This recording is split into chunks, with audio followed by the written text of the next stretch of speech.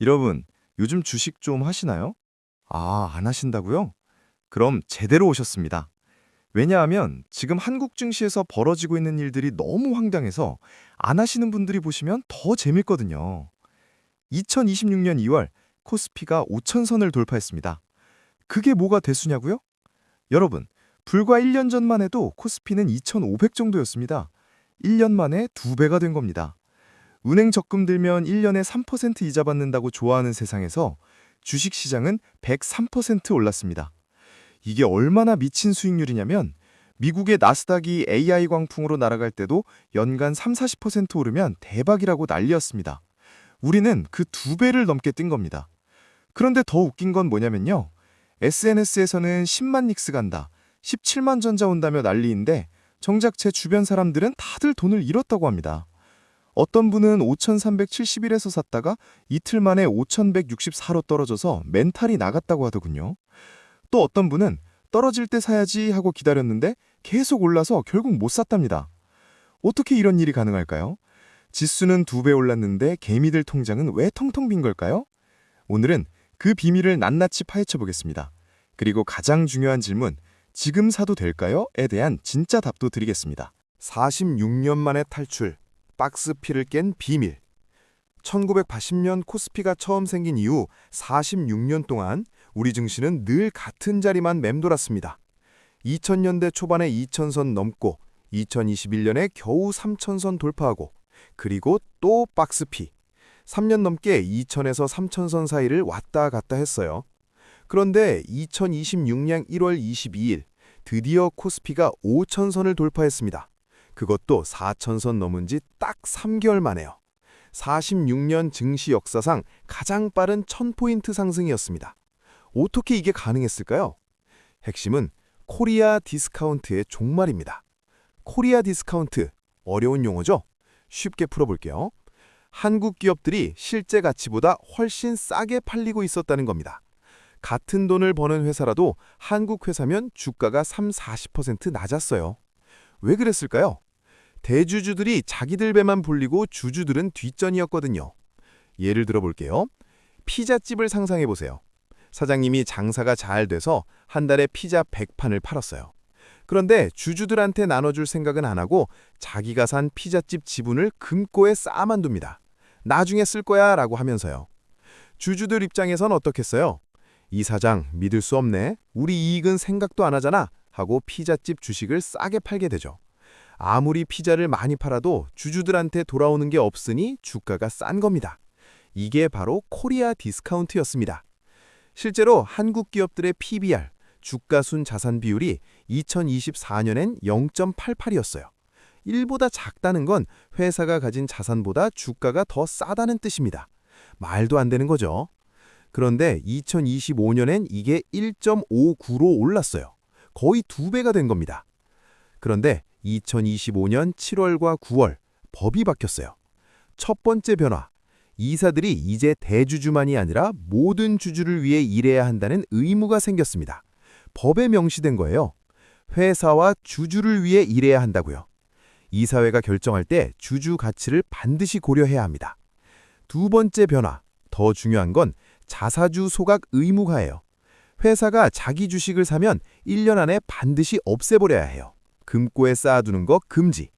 이게 왜 중요하냐고요? 케이크를 생각해보세요. 10조각짜리 케이크를 10명이 나눠 먹으면 한 명당 10조각이죠. 근데 2조각을 없애서 8조각으로 줄이면 같은 크기 케이크인데 한 명당 몫이 더 커집니다. 자사주 소각이 바로 이겁니다. 주식수가 줄어들면 남은 주식의 가치가 올라가는 거예요. 실제로 어떻게 바뀌었을까요? 숫자로 보면 놀랍습니다. 2023년에 기업들이 소각한 자사주가 5조 원이었어요. 2024년엔 14조 원, 그리고 2025년엔 무려 21조 원, 1년 만에 50% 이상 늘어난 겁니다. 기업들이 우리 이제 진짜 주주들 챙기겠습니다 라고 행동으로 보여준 거죠. 자사주 매입도 마찬가지예요. 2023년엔 8조 원이었는데 2025년엔 20조 원으로 뛰었습니다. 이런 변화가 외국인 투자자들의 마음을 확 불려놨어요. 셀코리아 한국 주식 팔아라를 외치던 사람들이 바이코리아 한국 주식 사라로 180도 입장을 바꿨습니다. 영국 파이낸셜 타임스는 대서특필했어요. 한국이 코리아 디스카운트의 주요 원인을 해결했다. 주가는 타당한 이유로 오르고 있으며 한국 시장은 여전히 저평가 상태다. JP모건 같은 대형 투자은행은 더 나갑니다. 한국 정부의 밸류업 프로그램이 계획대로 이뤄지면 코스피 6천도 충분히 달성 가능하다고 공식 보고서에 적었어요. 숫자로 보면 더 놀랍습니다. 2026년 1월 초 기준 국내 상장사 전체 시가총액이 약 4천조 원. 1년 전엔 2,250조 원이었는데 1,750조 원이 늘어난 겁니다. 무려 76%나 뛴 거예요. 비교해 볼까요? 같은 기간 미국 S&P 500은 약 20% 올랐고 일본 니케이는 15% 정도 올랐어요. 한국이 압도적 1위였습니다. 2025년 한 해 동안 한국 증시는 전 세계 주요 국가 중 상승률 최고를 기록했어요. 개인 투자자들도 다시 돌아오고 있어요. 미국 주식으로 갈아탔던 서학개미들이 한국 주식이 이렇게 올라? 하면서 다시 주목하기 시작했죠. 코스피가 4천선 넘고 5천선까지 돌파하자 국장에 대한 믿음이 살아난 겁니다. 코스닥도 1100선을 회복했어요. 천스닥이 다시 현실이 된 거죠. 그런데 여기서 중요한 질문. 법만 바뀌었다고 주가가 이렇게 폭등할 수 있을까요? 정답은 아니요입니다. 제도 개선은 바탕을 만든 거고 진짜 폭발력은 따로 있었어요. 바로 실적이었죠. 그것도 어마어마한 실적. 2026년 코스피 상장사들이 벌어들일 것으로 예상되는 영업이익이 무려 400조 원을 넘습니다. 2025년 300조 원에서 100조 원이나 더 느는 거예요. 33% 증가입니다. 그리고 이 엄청난 돈의 중심엔 두 회사가 있었습니다. 한국 증시의 양대 산맥, 반도체 기업들이었죠. 그들이 어떻게 이 기적을 만들어냈는지 궁금하지 않으세요?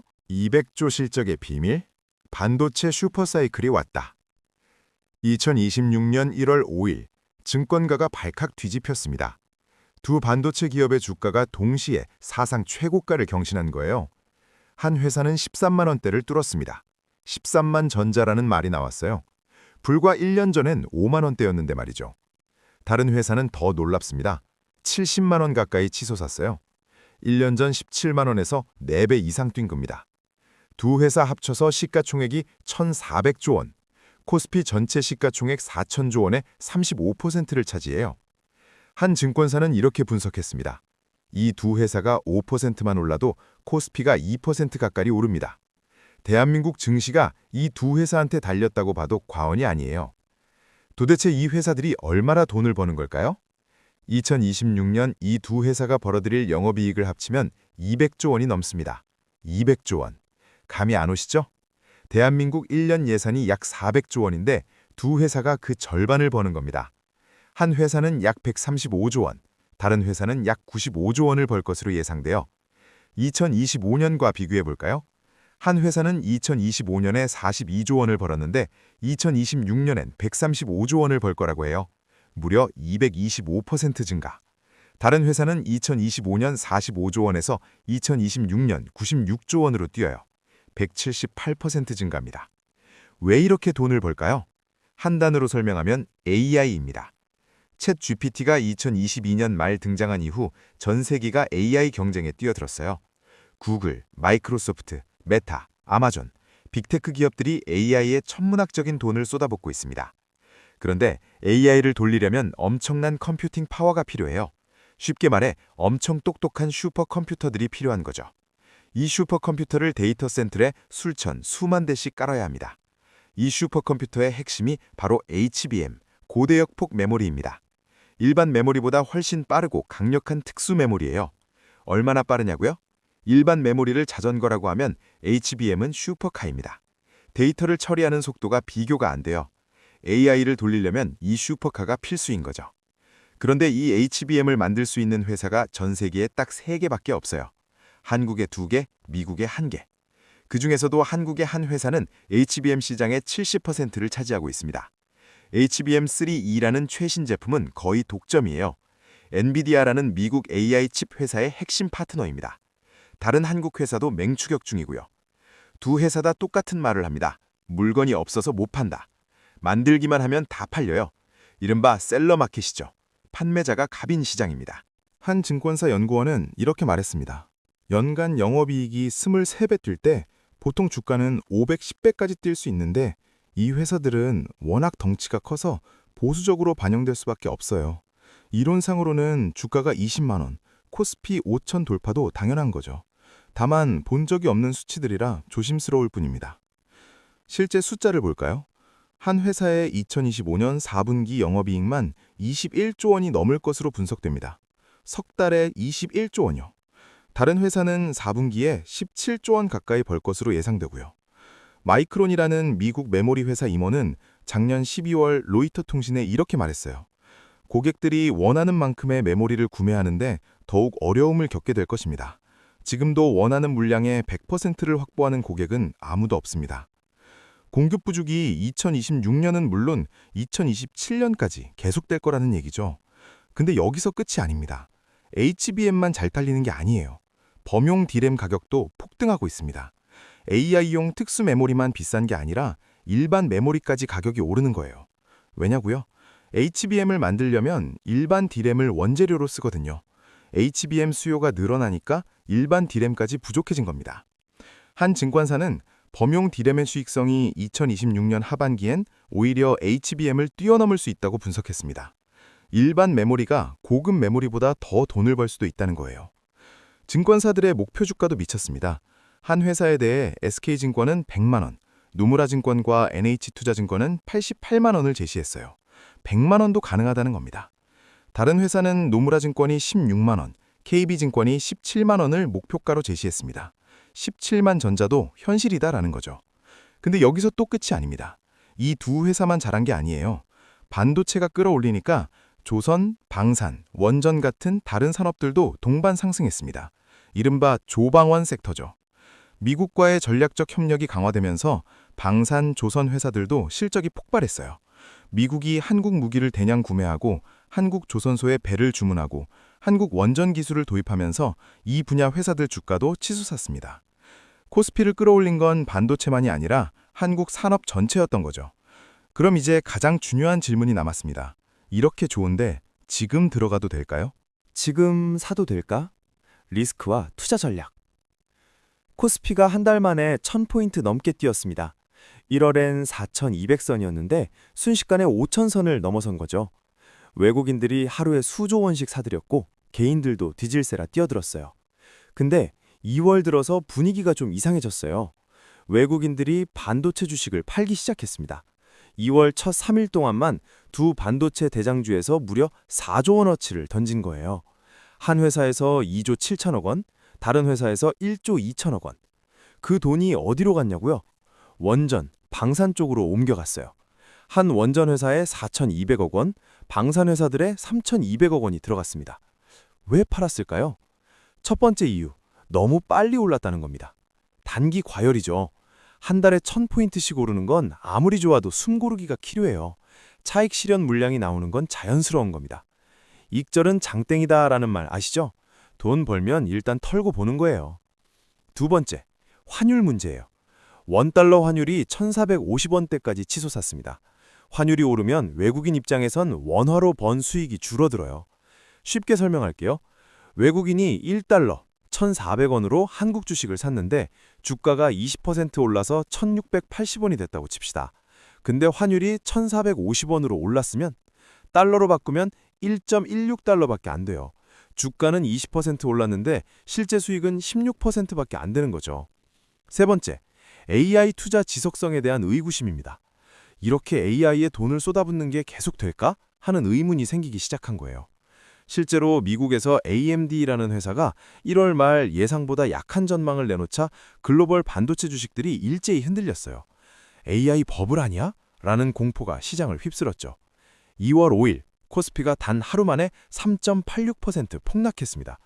5,370선에서 5,164선으로 주저앉은 거죠. 두 반도체 대장주가 각각 5.91%, 6.78% 급락하면서 지수를 끌어내렸어요.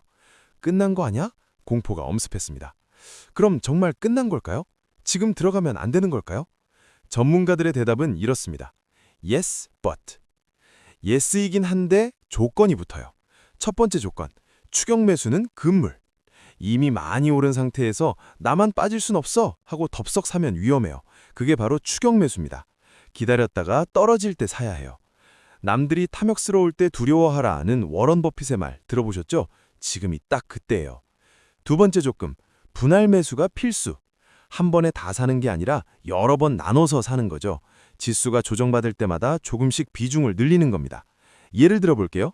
1,000만 원을 투자한다면 한 번에 1,000만 원 넣지 말고 5,200선에서 200만 원, 5,000선에서 300만 원, 4,800선에서 500만 원 이런 식으로 떨어질 때마다 더 많이 사는 거예요. 세 번째 조건, 포트폴리오 다양화. 반도체 대장주만 사지 말고 코스닥 중소형주도 섞으라는 거예요. 전문가들은 7대3 비율을 추천합니다. 안정적인 대장주 70%, 성장 가능성 있는 중소형주 30%. 왜냐고요? 대장주는 안정적이지만 이미 많이 올라서 추가 상승폭이 제한적이에요. 반면 중소형주는 변동성이 크지만 10배주, 10배거가 나올 가능성도 있거든요. 실제로 증권세들의 2026년 코스피 전망을 보면 최저 3,500에서 최고 5,500까지 봅니다. 작년엔 최고가 4,226이었는데 올해는 체급 자체가 한 단계 올라간 거죠. 코스피 상장사 전체 영업이익이 2025년 300조 원에서 2026년 400조 원 시대로 진입할 것으로 예상됩니다. KB증권은 441조 원, 키움증권은 409조 원으로 봤어요. 이 정도 실적이면 주가 상승을 충분히 뒷받침할 수 있습니다. 한 증권사 연구원은 이렇게 말합니다.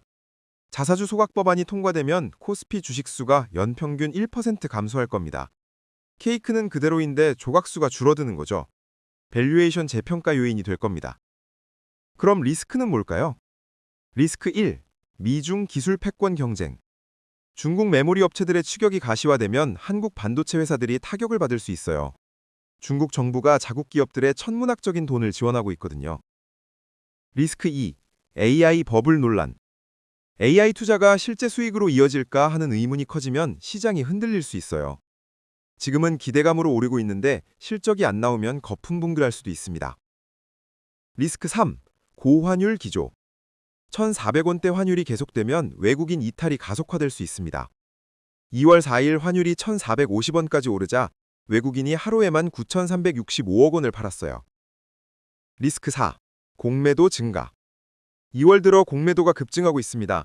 누군가 이제 떨어진다고 베팅하고 있다는 거죠. 다만 증권사들은 실적이 뒷받침되는 우량주는 공매도가 있어도 하락폭이 제한적일 것이라고 분석합니다. 그래도 전문가들은 낙관적입니다. 2025년까지는 기대감으로 올랐다면 2026년은 실적 검증의 해입니다. 실적이 뒷받침되는 한 우상향 기조는 유효합니다. 다만 단기 조정은 필연적이니 그때를 노려야 합니다. 최종 진단을 내리자면 지금 투자해도 됩니다. 단 신중하게요. 올인은 금물이고 조정받을 때마다 분할 매수하세요.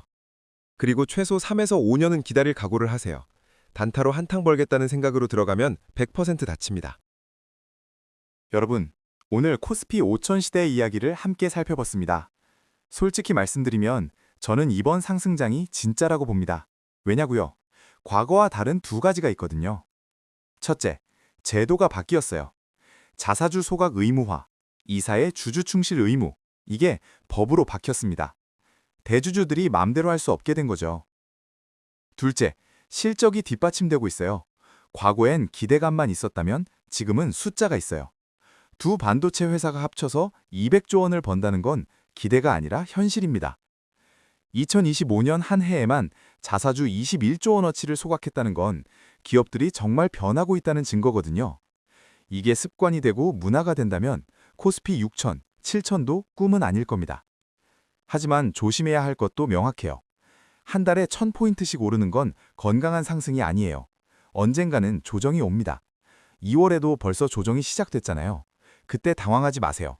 오히려 기회라고 생각하고 분할 매수로 대응하세요. 개인적으로 가장 인상 깊었던 건 외국인 투자자들의 평가입니다. 한국 시장은 여전히 저평가 상태다. 5천 찍었는데도 아직 싸다는 거예요. 그만큼 더 오를 여력이 있다는 뜻이겠죠. 마지막으로 한마디 더 드리자면 투자는 마라톤이지 단거리 달리기가 아닙니다. 빨리 부자 되려고 하지 마시고 꾸준히 모으세요. 떨어질 때 사고, 오를 때 일부 팔고, 다시 떨어지면 또 사고, 이 사이클을 반복하는 게 진짜 부자 되는 길입니다. 2026년 코스피 5천은 끝이 아니라 시작일 수 있습니다. 여러분의 현명한 투자를 응원합니다. 오늘 영상이 도움이 되셨다면 좋아요와 구독 부탁드립니다. 다음에 더 유익한 내용으로 찾아뵙겠습니다. 감사합니다.